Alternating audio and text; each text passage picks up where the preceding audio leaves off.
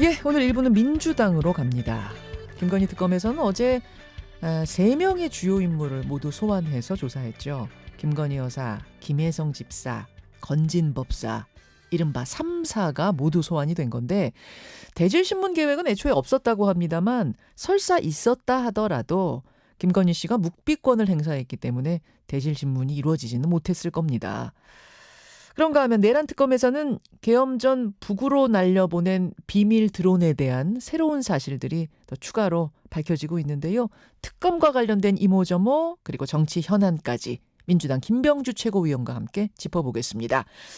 김병주 최고위원님 나와 계십니까? 네, 안녕하세요. 네. 예. 어제는 건진 법사 전성배 씨하고 김 여사 개인 집사로 알려진 김혜성 씨에 대한 소환 조사도 있었는데 먼저 건진 법사 같은 경우에는 통일교로부터 받은 그 명품 선물들을 어떻게 했느냐.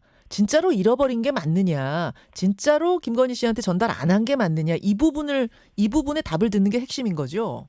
네, 그 통일교로부터 받은 고가 목걸이라든가 그 백 이런 것들을 예. 전달을 어떻게 했느냐. 예. 이것이 가장 핵심인데 건진 법사는 본인은 뭐 잃어버렸다고 하는데 이것은 상식적으로 납득이 가지가 않고요. 그리고 사실 뭐 통일교 압수수색 과정에서도 고가 선물 구매 목록이나 영수증을 확보한 걸로 알고 있고요. 네. 또 문자도 건진 법사하고 통일교 관계관 본부장하고 문자도 나왔다고 발표했잖아요. 예. 그 목걸이를 전달했더니 김건희 여사가 놀라워하더라. 뭐 이런 유사한 문자를 보낸 증거들 이런 것들을 다 확인을 하게 되면은 여기에 대한 것을 밝힐 수 있지 않겠나 싶습니다. 네. 사실 반클리프 목걸이 케이스를 생각해 보면 그 반클리프 목걸이는 김건희 씨가 자신이 직접 산 모조품이다 계속 주장을 했습니다만 서희건설 측이 자수를 했잖아요. 목걸이 실물도 내놓고 내가 건넸다 이렇게 자수를 하면서 모든 실마리가 풀린 건데 그렇게 본다면 이 통일교가 전달했다는 그라프 목걸이는 통일교가 준 걸 인정을 했어요. 준 것까진 자수를 한 거예요. 그런데 김건희 씨한테 직접 준 게 아니라 건진 법사한테 줬기 때문에 건진 법사가 실토를 해야만 되는 것이냐, 그리고 실물을 찾아야만 하는 것이냐, 혹은 그렇지 않더라도 검찰이 기소하고 이것을 밝혀냈는데 문제가 없는 것이냐, 어떻게 보세요, 김 의원님? 뭐 목걸이를 찾으면은 최선이겠지만은 찾지 못하더라도 조금 전에 말씀드린 것처럼 건진 법사하고 통일교 관계본부장하고 문자라든가 이런 거 전달했다, 뭐 이런 문자들 이런 것들이 확인이 된다면은 충분히 그런 증거로 할 수 있을 거라고 봅니다. 그러면은 그 실제 기소할 수 있다라고 저는 보고 있거든요. 그렇게 네네. 보세요. 그 김건희 특검 관련해서는 진짜 여러 가지가 좀 많네요. 또 하나 이슈가 뭐냐면 CCTV입니다. 체포영장 집행을 거부하고 있는 윤석열 전 대통령. 민주당에서는 윤 전 대통령 체포 시도 당시에 그 구치소 영상을 공개하라 요구를 했는데 서울구치소 측에서는 이게 법적으로 문제가 될 수 있기 때문에 공개하기 어렵다는 입장이었습니다. 그런데 민주당에서 국회 법사위 차원에서 자료 제출을 요구할 방침이다. 의결할 방침이다. 이렇게 밝히셨네요. 네네. 사실 지난번에 저희 민주당에서 운영하는 3대 특급 종합대응위원회에서 저도 같이 갔었거든요. 예.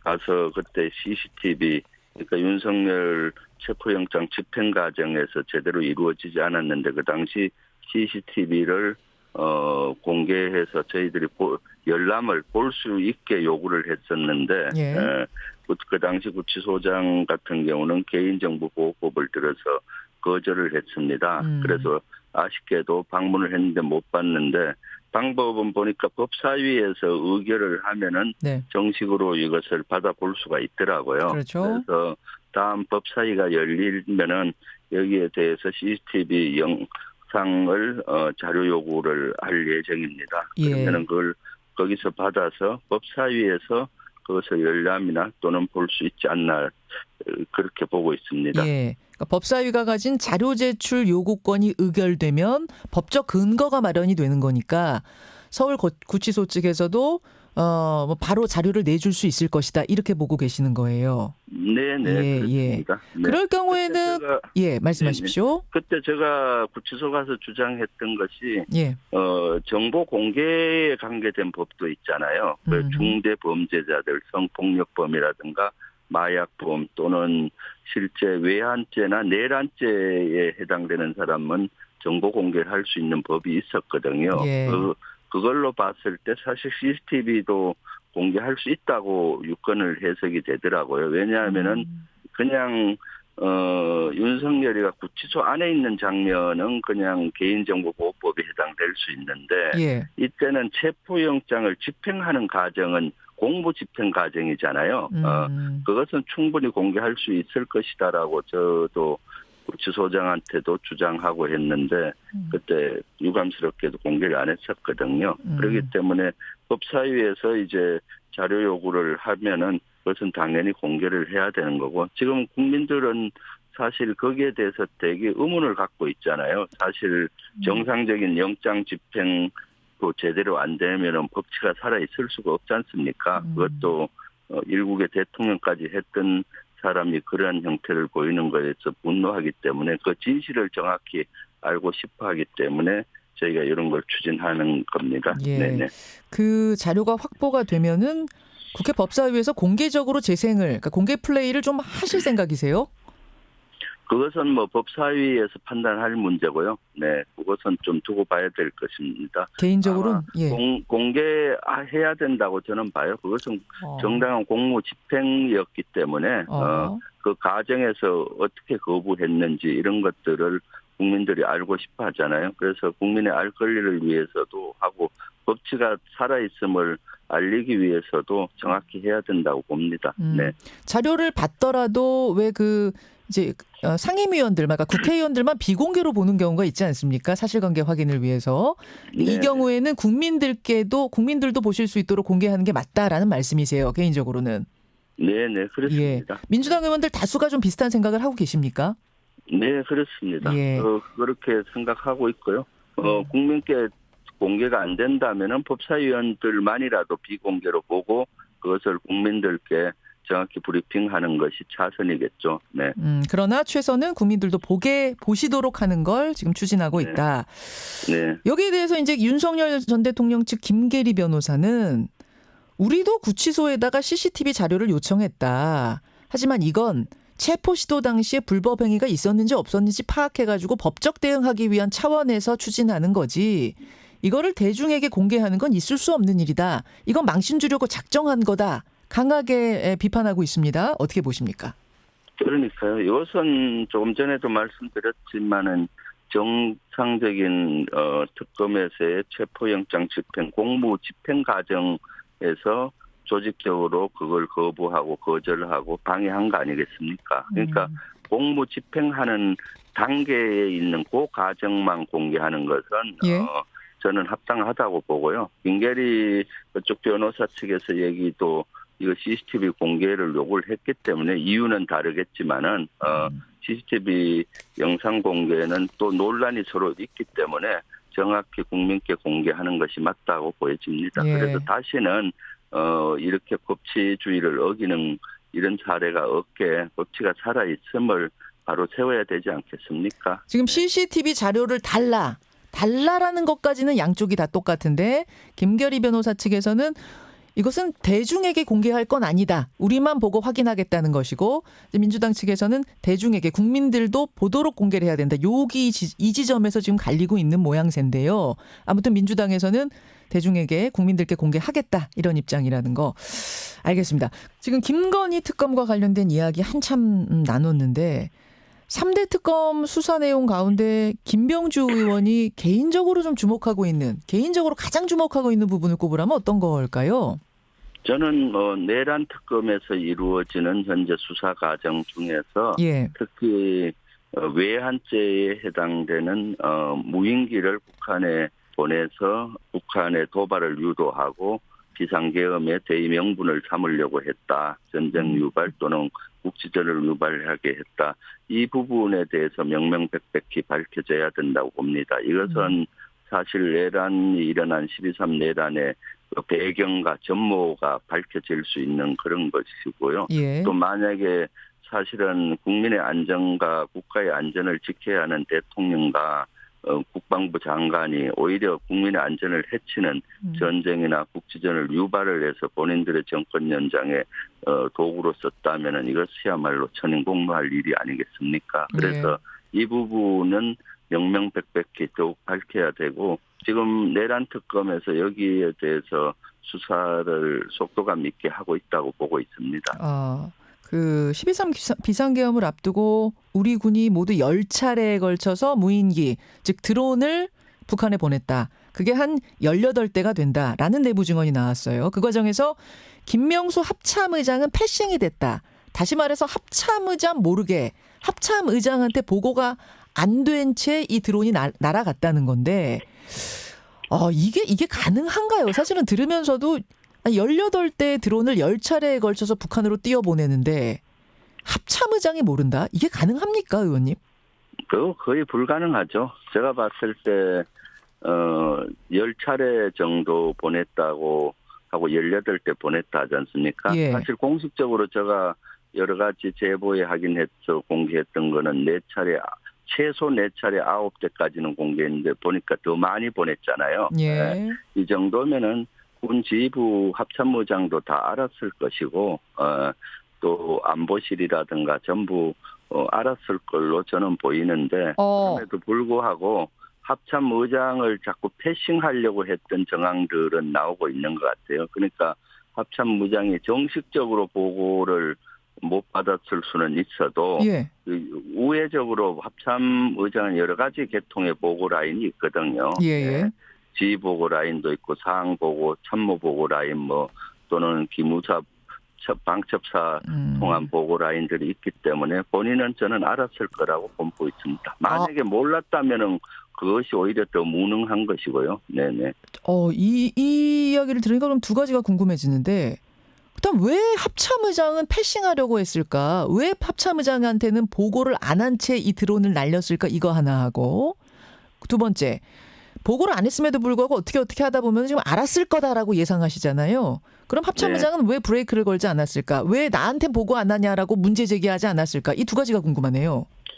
사실 정상적인 군인이라면은 합참의장뿐만 아니라 합참 참모들은 정상적인 사고를 하는 사람이라면 이걸 당연히 반대를 하죠. 왜냐하면 저게 심장인 북한의 가장 심장인 평양 그것도 김정은 축소라고 하는 15간저 이런 데 김정은을 욕하는 전단을 뿌리고 이렇게 되면 바로 북한은 예전 같으면은 군사 도발로 응하거든요. 예. 그러면은 국지전이 발발을 하고 나중에 확대되다 보면 전쟁까지도 유발될 수 있는 요인인데 정상적인 군인들이 이걸 어떻게 동의하겠습니까? 아하. 그러니까 합참이나 참모들은 여기에 대해서 많이 의아해하고 했을 겁니다. 예. 그러다 보니까 김용현이나 윤석열 씨 입장에서 보면은 이걸 전쟁이나 북한의 도발을 유도해야 되는데 그래서 반대하는 사람들 특히 만약에 합참의장이 반대했다면은 네. 좀 패싱을 하고라도 하려고 무리하게 했던 것 같고요. 그렇기 예. 때문에 이것은 정상적인 작전이 아니라 그야말로 비정상적인 작전이라라고 만약 합참의장을 패싱했다면 그렇게 보이는 거죠. 잠시만요, 의원님. 김정은 위원장 숙소까지도 이게 날아간 거예요? 목표로 하고 간 거예요? 그냥 평양이 아니고? 평양에 있는 15간저 그러니까 김정은의 숙소로 알려져 있는 15의 간저 주변에 예. 전단을 뿌렸다고 여러 제보가 있었고요. 이것은 아주 심각한 사항이거든요. 김정은 숙소 위로 삐라가 날아간다면, 그러니까 드론이 날아간다면, 그리고 심지어는 지금 전단통까지 달려 있었던 걸로 알고 있는데 전단지까지 뿌려졌다면 이거는 북한 사회에서는 어느 정도로 받아들여진다는 거죠? 그것은 사실 15간저 주변에는 북한 주요 지휘자들의 숙소나 그런 사무실이 있는 지역이기 때문에 예. 거기 또 다 뿌려지는 거거든요. 상공에서 뿌리면은 반경 한 2km 내외의 전단에 뿌려지는 질 걸로 보이거든요. 네. 그러면은 북한 군부나 북한 고위층에서 가만히 있다 그러면 오히려 불경제가 되겠죠. 왜냐하면 북한에서 얘기한 최고 존엄을 욕하는 전단이고 심장부에 뿌려졌기 때문에 네. 그래서 과거 같으면은 당연히 군사적인 도발이든 어떤 도발을 해야 되는 거죠. 그렇지 않으면은 본인들이 숙청 대상이 되지 않겠습니까? 숙청 대상이 된다. 그럼 거기까지는 이번에 못 간 겁니까? 드론을 날리긴 했지만 목표로 날리긴 했지만 거기까지는 못 간 거라고 봐야 다 날렸고 거기까지 간 걸로 보이고요. 그리고 북한에서도 그 부분에 전단이 떨어졌다는 걸 인정을 했던 것 같아요. 15호 간제라고 인정은 안 했지만은 아하. 주요 그 중요 시설이 있는데 뿌려졌다라고 북한이 발표를 했었거든요. 예. 그래서 그런 사항이죠. 그럼에도 불구하고 북한이 대응 도발을 안 했던 것은 사실 그 당시 두 가지로 보입니다. 북한이 여러 가지 우리 그 윤석열 정권의 의도를 분석했을 것 같고 네. 또 하나는 네. 우크라이나 러시아 전쟁에 특히 러시아에 파병을 준비하고 있던 시기거든요. 예. 10,000명 이상의 파병을 준비하고 예. 탄약이나 전쟁 물자를 러시아에 계속 보내고 있는 상황이기 때문에 두 개 전선을 유지하기가 북한은 어려웠을 겁니다. 러시아에 집중하니라고. 그러니까 북한은 군사적인 도발은 하지 않고 수사적인 위협을 했죠. 우리에게 말로만. 네네. 그러기를 천만다행이었다. 그렇게 되는 거네. 이제 와서 보니까. 네, 알겠습니다. 와서 보니 천만다행이었죠. 자, 지금 이제 3대 특검의 활동 기간이 최대 140일에서 170일까지로 정해진 상태인데 이 기간을 좀 더 연장하는 법안을 민주당이 검토 중이라는 게 맞습니까? 지금 뭐 그런 소리가 많이 들리고 있습니다. 아직 민주당의 공식 입장은 아니고요. 3대 특검 대응위원회 중에서도 김건희 특검위원회에서 안에서 그런 얘기가 나오는 것 같습니다. 왜냐하면 김건희 특검에 의혹 있는 그 수사 과제가 16가지나 되잖아요. 그러니까 물리적으로 16개의 의혹을 다 수사하기에는 시간이 부족하지 않느냐. 이런 내부에서 그런 의원들의 목소리가 나오고 있기 때문에 그런 것은 위원회와 법사위에서 좀 조만간에 판단을 하지 않을까 싶고요. 아직 우리 당의 공식 입장은 아닙니다. 그 3특검 가운데 김건희 특검에서만 그런 이야기가 나오는 건가요? 아니면 세 특검 연장한다면 세 특검 모두 연장하는 겁니까? 그것은 좀 특검마다 조금 성격은 다른 것 같아요. 최혜병 특검은 사실 많은 퍼즐이 맞춰졌고 마지막 퍼즐 몇 개가 지금 맞춰지고 있지 않습니까? 윤석열의 경로설, 그다음에 임성근 사단장의 그 구명설 이런 것들이 지금 수사가 진행되고 있기 때문에 최혜병 특검은 기간 내에 저는 다 할 수 있으리라고 보고요. 그렇지만 내란 특검도 방대하거든요. 그런 것들은 좀 더 지켜봐야 될 걸로 보입니다. 내란 특검, 김건희 특검 두 가지 정도는 지금 연장 가능성을 검토하고 있단 말씀. 근데 지방선거가 내년 6월 3일이다 보니까 이게 내년으로 넘어가면은 지방선거전이 시작될 텐데 특검이 너무 정치적으로 활용되는 건 아니냐 이런 오해를 살 수도 있거든요. 또 그것 때문에 국민의힘 반대할 수도 있고 어떻게 보십니까? 그래서 사실은 저희들이 특검법을 발의할 때 기간을 너무 연장하지 않은 상태에서 기간하고 대신 수사관들이나 검사관들을 정원시켰거든요. 그렇죠.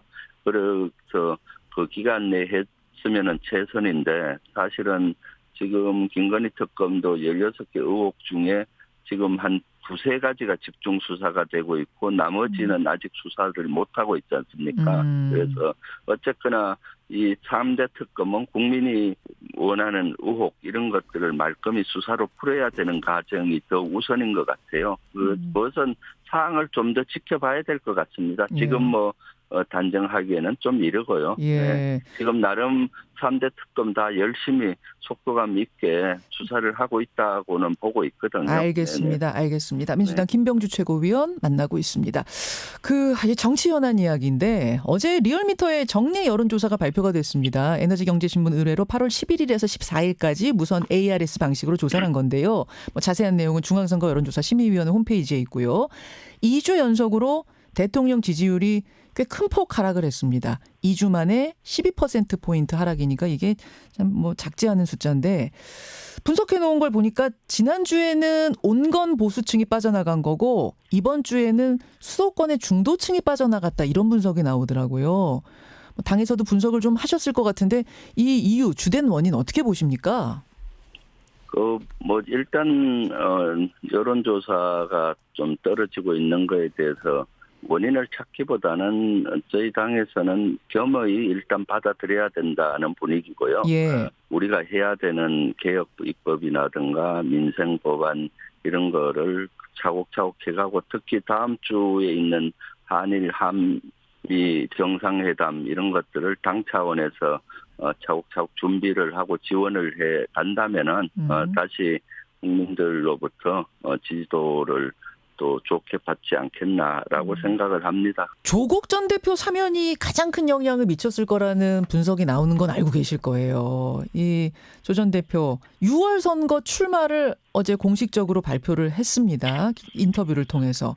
지방선거든 국회의원 재보궐선거든 나가긴 나간다는 건데 근데 일각에서는 이제 민주당 후보들도 다 준비하고 있는데 조국 전 대표 나오니까 나오지 말아라 이럴 수는 없는 거고 상당히 좀 복잡한 상황이 되지 않겠느냐 혹은 합당해야 되는 건 아니냐라는 이야기도 나옵니다. 어떻게 보세요?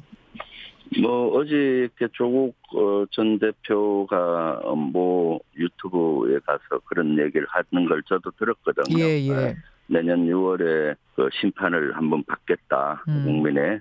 그래서 그것은 출마를 시사하는 거잖아요. 그렇죠. 그러면 보궐선거든 지자체 선거든 이렇게 염두에 두고 있는 것 같은데 그것은 좀 더 두고 봐야 될 것 같고요. 예. 그렇다고 합당이나 이런 것들은 또 국민적이나 당원들의 어떤 공감대가 돼야 되기 때문에 지금 논의하는 건 좀 시기상조인 것 같습니다. 예. 중요한 것은 조국 전 대표도 이재명 정부 성공을 위해서 노력을 하겠다고 말씀을 하셨기 때문에 예.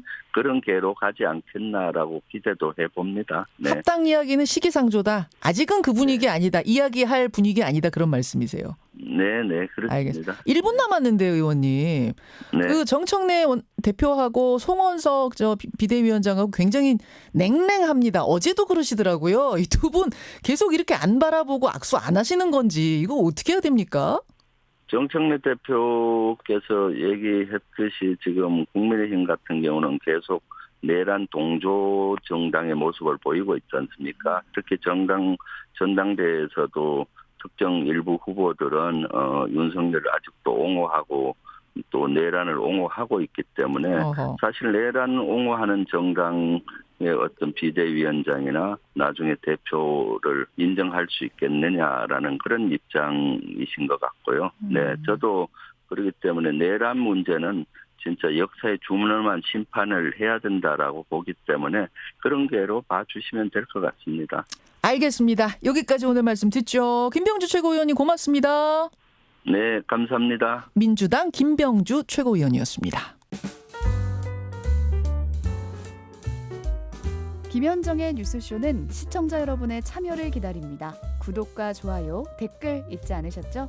알림 설정을 해두시면 평일 아침 7시 10분 실시간 라이브도 참여하실 수 있습니다.